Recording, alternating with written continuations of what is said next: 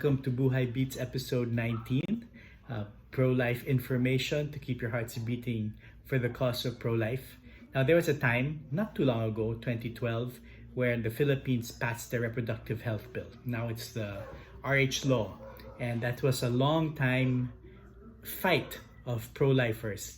You can probably say since the 1960s, different international agencies have always been trying to influence the Philippines to pass such a law.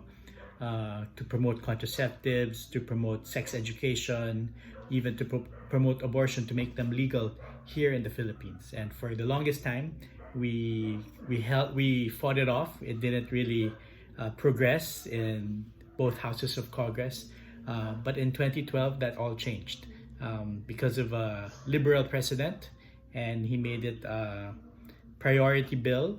And well, we all know what happens in the background of these things. But even with opposition from the church, even with opposition from Catholic groups, even online debates and polls, there was an overwhelming response of people who didn't want to pass it. If you just we do some research, but a lot of the polls were always against the RH bill. But it passed anyway. So again, that's a note for everyone. Be careful who you vote for. Make sure that he or she is aligned really with your pro-life values, and because they can really do a lot of damage, as we've seen.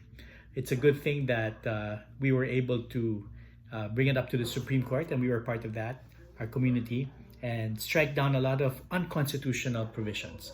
But as we see now, there's still contraception. You just go to any convenience store, it's right eye level. You see the effects of sex education, where sometimes you see what they are teaching our kids in public school and private school. You can see suddenly there's a whole thing that comes out on Facebook and complaints and all these things that are in our schools, so we should always be vigilant. But really, if we choose wrong, if we are not vigilant, if we do not keep speaking about what is right and what is true, then these things can sneak by us, and then next thing you know, we're a very liberal country, just like what we see in different parts of the world.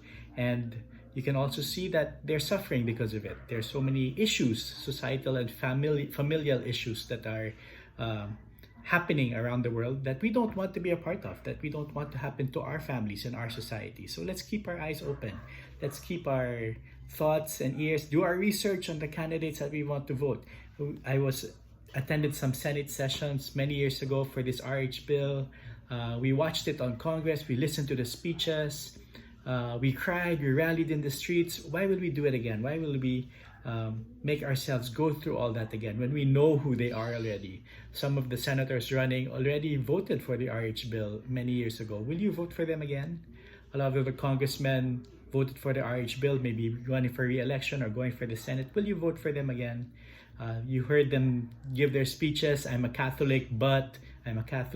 So will you really give them the chance to do that all over again to us?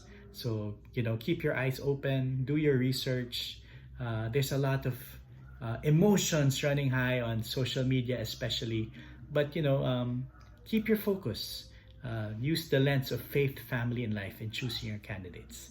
I just decided to make this video just as a reminder, because we've been talking about the issues and elections are coming up. So you not only know these issues about being pro-life, but we should act on it as well. So one way to act on it is to support people who are aligned with us.